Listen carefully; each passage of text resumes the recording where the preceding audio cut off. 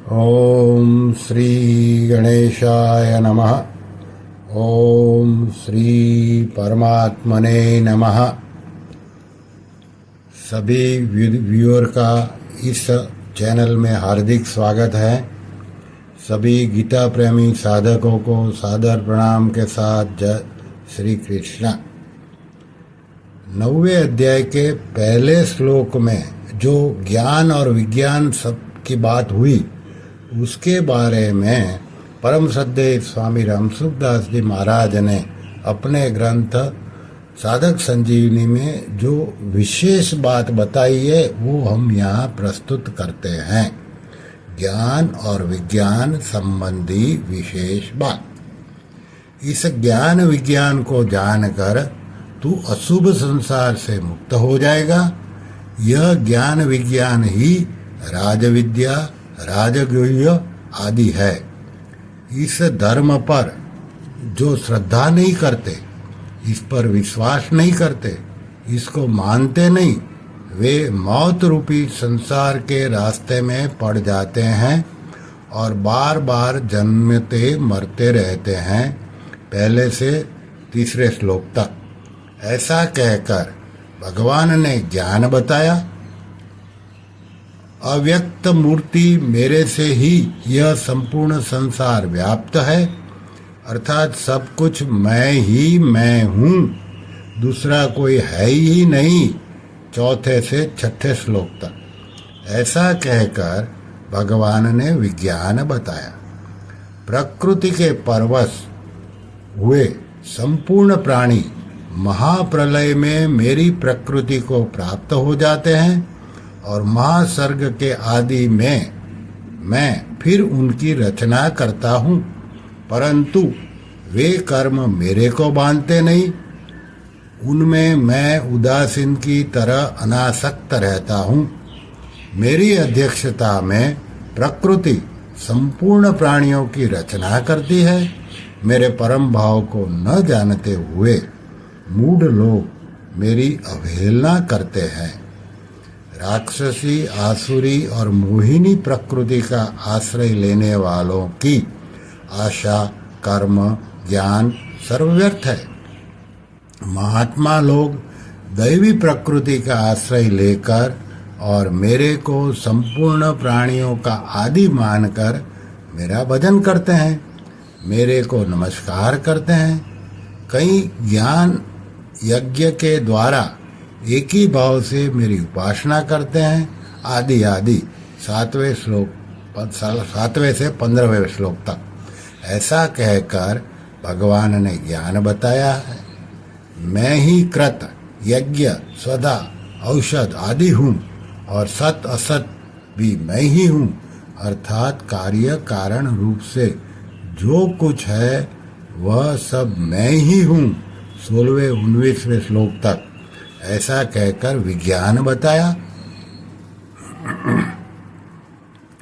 जो यज्ञ करके स्वर्ग में जाते हैं वे वहां पर सुख भोगते हैं और पुण्य समाप्त होने पर फिर लौटकर मृत्यु लोक में आते हैं।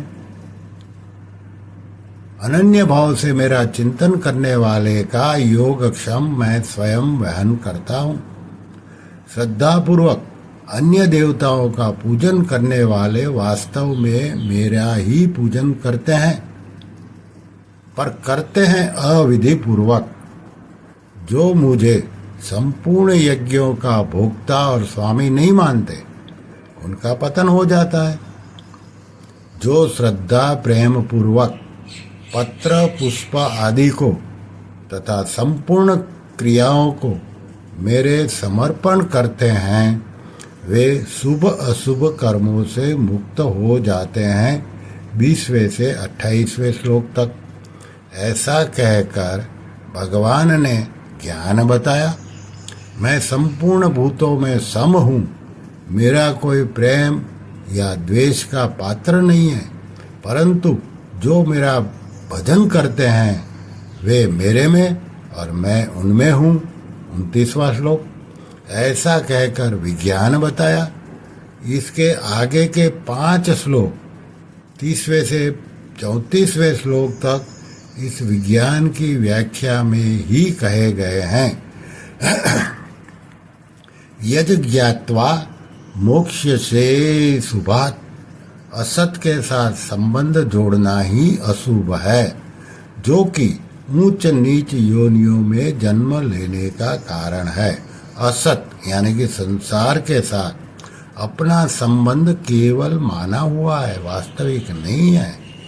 जिसके साथ वास्तविक संबंध नहीं होता उसी से मुक्ति होती है। अपने स्वरूप में कभी किसी की मुक्ति नहीं होती, अतः मुक्ति उसी से होती है जो अपना नहीं है, किंतु जिसको भूल से अपना मान लिया है।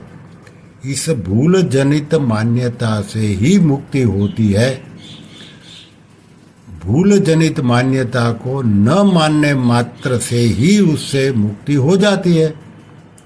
जैसे कपड़े में मैल लग जाने पर उसको साफ किया जाता है तो मैल छूट जाता है, कारण कि मैल आगंतुक है और मैल की अपेक्षा कपड़ा पहले से है, अर्थात मैल और कपड़ा दो हैं, एक नहीं। ऐसे ही भगवान का अविनाशी अंश यह जीव भगवान से विमुख होकर जिस किसी योनि में जाता है, वहीं पर मैं मेरापन करके शरीर संसार के साथ संबंध जोड़ लेता है, अर्थात मैल चढ़ा जा लेता है और जन्मता मरता रहता है। जब यह अपने स्वरूप को जान लेता है अथवा भगवान के सम्मुख हो जाता है, तब यह अशुभ संबंध से मुक्त हो जाता है, अर्थात उसका संसार से संबंध विच्छेद हो जाता है। इसी भाव को लेकर भगवान यहाँ अर्जुन से कहते हैं कि इस तत्व को जानकर तू अशुभ से मुक्त हो जाएगा। श्री कृष्ण शरणम मम, श्री कृष्ण शरणम मम, श्री कृष्ण शरणम मम। ओम श्री कृष्णार्पणमस्तु।